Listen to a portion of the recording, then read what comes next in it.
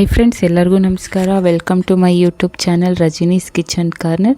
ಇನ್ನೂ ಯಾರೆಲ್ಲ ನನ್ನ ಚಾನಲ್ನ ಸಬ್ಸ್ಕ್ರೈಬ್ ಮಾಡಿಲ್ಲ, ಪ್ಲೀಸ್ ಸಬ್ಸ್ಕ್ರೈಬ್ ಮಾಡಿ, ಲೈಕ್ ಮಾಡಿ, ಶೇರ್ ಮಾಡಿ, ಕಮೆಂಟ್ ಮಾಡಿ.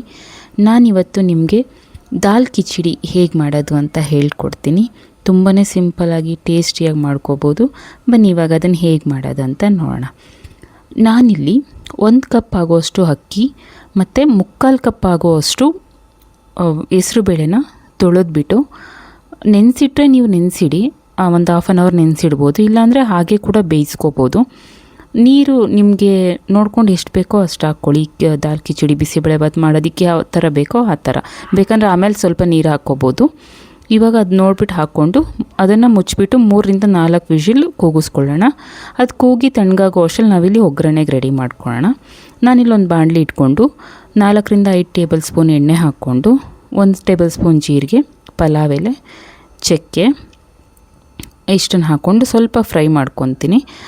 ಆಮೇಲೆ ಅದು ಸ್ವಲ್ಪ ಫ್ರೈ ಆದಮೇಲೆ ಈರುಳ್ಳಿ ಆ್ಯಡ್ ಮಾಡ್ಕೊತಾ ಇದ್ದೀನಿ. ಈರುಳ್ಳಿ ಒಂದು ಚಿಕ್ಕದು 2 ಆದರೆ ಸಾಕು. ನಾನು ತೊಗೊಂಡಿರೋ ಅಕ್ಕಿ ಮತ್ತು ಹೆಸರು ಬೇಳೆಗೆ ಹೇಳ್ತಾ ಇದ್ದೀನಿ ನಾನು.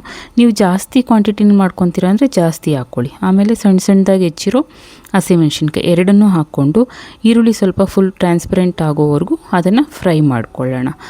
ಈರುಳ್ಳಿ ನೋಡ್ಕೊಂಡು ಹಾಕ್ಕೊಳ್ಳಿ, ಯಾಕಂದರೆ ಜಾಸ್ತಿ ಆದ್ರೂ ಅದು ಆಲ್ರೆಡಿ ಹೆಸರುಬೇಳೆ ಸ್ವಲ್ಪ ಸ್ವೀಟ್ನೆಸ್ ಕೊಡುತ್ತೆ. ಈರುಳ್ಳಿ ಜಾಸ್ತಿ ಆದರೆ ಮತ್ತೆ ಸ್ವೀಟ್ನೆಸ್ ಆಗಿಬಿಡುತ್ತೆ, ಅದಕ್ಕೋಸ್ಕರ ಹೇಳ್ತಾ ಇದ್ದೀನಿ. ನೀವು ನೋಡ್ಕೊಂಡು ಈರುಳ್ಳಿ ಹಾಕ್ಕೊಳ್ಳಿ. ಇವಾಗ ಈರುಳ್ಳಿ ಇಷ್ಟೆಲ್ಲ ಫ್ರೈ ಆದಮೇಲೆ ಇದಕ್ಕೆ ಸ್ವಲ್ಪ ಹಿಂಗೆ ಹಾಕ್ಕೊಳ್ಳೋಣ. 1/4 ಟೇಬಲ್ ಸ್ಪೂನ್ ಆಗುವಷ್ಟು ಹಿಂಗನ್ನ ಹಾಕ್ಕೊತಾ ಇದ್ದೀನಿ. ಆಮೇಲೆ 1 ಟೇಬಲ್ ಸ್ಪೂನ್ ಆಗೋಷ್ಟು ಶುಂಠಿ ಬೆಳ್ಳುಳ್ಳಿ ಪೇಸ್ಟು. ಶುಂಠಿನ ಮತ್ತು ಬೆಳ್ಳುಳ್ಳಿನ ನೀವು ಜಜ್ಜಿಬಿಟ್ಟಾದರೂ ಹಾಕ್ಕೋಬೋದು, ಇಲ್ಲ ಪೀಸ್ ಮಾಡಾದರೂ ಹಾಕ್ಕೋಬೋದು. ಇಲ್ಲ ನಮಗೆ ಬಾಯಿಗೆ ಸಿಗೋದು ಬೇಡ, ಈ ಥರನೇ ಇರಲಿ ಅಂದರೆ ಶುಂಠಿ ಬೆಳ್ಳುಳ್ಳಿ ಪೇಸ್ಟ್ನ ಆ್ಯಡ್ ಮಾಡ್ಕೋಬೋದು. ಇವಾಗ ನಾನಿಲ್ಲಿ ಒಂದು ಮೀಡಿಯಮ್ ಸೈಜ್ದು ಟೊಮೆಟೊ ಹಾಕ್ಕೊತಾ ಇದ್ದೀನಿ. ಸಣ್ಣದಾಗಿ ಹೆಚ್ಚಿಟ್ಕೊಂಡಿದ್ದೆ, ಅದನ್ನು ಹಾಕ್ಕೊಂಡು ಸ್ವಲ್ಪ ಟೊಮೆಟೊ ಎಲ್ಲ ಸಾಫ್ಟ್ ಆಗೋವರೆಗೂ ಅದನ್ನು ಚೆನ್ನಾಗಿ ಬೇಯಿಸ್ಕೊಳ್ಳೋಣ. ಎಲ್ಲ ಚೆನ್ನಾಗಿ ಬೇಯಿಸ್ಕೊಳ್ಳಿ, ಇಲ್ಲಾಂದರೆ ನಿಮಗೆ ಹಸಿ ವಾಸನೆ ಬಂದುಬಿಡುತ್ತೆ, ಆವಾಗ ತಿನ್ನೋದಕ್ಕೆ ಚೆನ್ನಾಗಿರೋದಿಲ್ಲ. ಅದಕ್ಕೋಸ್ಕರ ಅಷ್ಟೇ ನೋಡಿ. ಇವಾಗ ಈ ಥರ ಫುಲ್ ಸಾಫ್ಟ್ ಆಗಿದೆ, ಸ್ವಲ್ಪ ಸೈಡಲ್ಲೆಲ್ಲ ಎಣ್ಣೆ ಬಿಟ್ಕೊತಿದೆ ಅಲ್ಲ. ಇವಾಗ ಇದಕ್ಕೆ ನಾವು ಸ್ಪೈಸಸ್ನ ಆ್ಯಡ್ ಮಾಡ್ಕೊಳ್ಳೋಣ. ನಾನಿಲ್ಲಿ 1 ಟೇಬಲ್ ಸ್ಪೂನ್ ಆಗುವಷ್ಟು ಖಾರದ ಪುಡಿ ಹಾಕ್ಕೊತಾ ಇದ್ದೀನಿ, 1 ಟೇಬಲ್ ಸ್ಪೂನ್ ಆಗುವಷ್ಟು ಧನಿಯಾ ಪುಡಿ ಹಾಕ್ಕೊತಾ ಇದ್ದೀನಿ. ಆಮೇಲೆ ಅರ್ಧ ಟೇಬಲ್ ಸ್ಪೂನ್ ಆಗುವಷ್ಟು ಗರಂ ಮಸಾಲ ಹಾಕ್ಕೊತಾ ಇದ್ದೀನಿ, ಅರ್ಧ ಟೇಬಲ್ ಸ್ಪೂನ್ ಆಗುವಷ್ಟು ಜೀರಿಗೆ ಪೌಡ್ರು ಇಷ್ಟು ಹಾಕ್ಕೊತಾ ಇದ್ದೀನಿ. ನೀವು ಖಾರ ನೋಡ್ಕೊಂಡು ಹಾಕ್ಕೊಳ್ಳಿ, ನಾವು ಹಸಿಮೆಣ್ಸಿನ್ಕಾಯಿ ಹಾಕ್ಕೊಂಡಿದ್ದೀವಲ್ವ, ಅದಕ್ಕೋಸ್ಕರ ಇಲ್ಲಿ ನಿಮ್ಗೆ ಎಷ್ಟು ಬೇಕೋ ಅಷ್ಟು ಖಾರ ಹಾಕ್ಕೊಳ್ಳಿ. ಖಾರ ಬೇಕು ಅಂದ್ರೂ ನೀವು ಹಾಕ್ಕೋಬೋದು. ಖಾರ ಕಮ್ಮಿ ತಿನ್ನೋರು ಸ್ವಲ್ಪ ಇನ್ನೂ ಕಮ್ಮಿ ಯೂಸ್ ಮಾಡ್ಕೊಳ್ಳಿ. ಆಮೇಲೆ ರುಚಿಗೆ ತಕ್ಕಷ್ಟು ನಾನು ಇಲ್ಲಿ ಉಪ್ಪು ಹಾಕ್ಕೊಂಬಿಟ್ಟು ಚೆನ್ನಾಗಿ ಅದ್ರ ಸ್ಪೈಸಸ್ದೆಲ್ಲ ಸ್ವಲ್ಪ ಹಸಿ ವಾಸನೆ ಹೋಗೋವರೆಗೂ ಫ್ರೈ ಮಾಡಿಕೊಂಡು, ಇವಾಗ ನೋಡಿ ಇಲ್ಲಿ ಬೇಳೆ ಮತ್ತು ಅಕ್ಕಿ ಬೆಂದಿದೆ. ಇವಾಗ ಸ್ಪೈಸಸ್ನೆಲ್ಲ ಹಾಕ್ಕೊಂಡು ನಾವು ಫ್ರೈ ಮಾಡ್ಕೊಂಡಿದ್ವಲ್ಲ, ಅದಕ್ಕೆ ಮತ್ತು ಬೇಯಿಸ್ಕೊಂಡಿರೋ ಬೇಳೆ ಮತ್ತು ಅಕ್ಕಿನ ಸೇರಿಸ್ಕೊಳ್ಳೋಣ. ಇವಾಗ ಸೇರಿಸ್ಕೊಂಡ್ಬಿಟ್ಟು ಇದರಲ್ಲಿ ಚೆನ್ನಾಗಿ ಬೇಯಿಸ್ಕೊಳ್ಳೋಣ. ಫುಲ್ ಸ್ಮ್ಯಾಶ್ ಆಗೋ ಥರ ನೀವು ಮಾಡ್ಕೋಬೋದು, ಇಲ್ಲ ಸ್ವಲ್ಪ ಅದು ರೈಸ್ ಥರನೇ ಇರಲಿ ಅಂದರೆ ಆ ಥರ ಮಾಡ್ಕೋದು. ನಮ್ಮನೇಲಿ ಸ್ವಲ್ಪ ಈ ಥರ ಇಷ್ಟಪಡ್ತಾರೆ ಅಂತ ನಾನು ಸ್ವಲ್ಪ ರೈಸ್ ಆಗೇ ಇರಲಿ ಅಂತ ಮಾಡ್ಕೊಂಡಿದ್ದೀನಿ. ತುಂಬ ಏನು ಜಾಸ್ತಿ ಬೇಯಿಸ್ಕೊಂಡಿಲ್ಲ. ಇದ್ರ ಒಟ್ಟಿಗೆ ಸ್ವಲ್ಪ ಬೇಯುತ್ತಲ್ಲ, ಅವಾಗ ಇನ್ನೊಂದು ಸ್ವಲ್ಪ ಸ್ಮ್ಯಾಶ್ ಆಗುತ್ತೆ ರೈಸು ಮತ್ತು ಬೇಳೆ ಎಲ್ಲ. ಅದಕ್ಕೋಸ್ಕರ ಇವಾಗ ನೋಡಿ ಅದನ್ನೆಲ್ಲ ಚೆನ್ನಾಗಿ ಬೆರೆಸ್ಕೊಂಡು ಉಪ್ಪು ಎಲ್ಲ ನೋಡ್ಕೊಳ್ಳಿ ಎಷ್ಟು ಬೇಕಂತ. ನಿಮ್ಗೆ ಏನಾದರೂ ಬೇಕಂದರೆ ಆ್ಯಡ್ ಮಾಡ್ಕೊಳ್ಳಿ.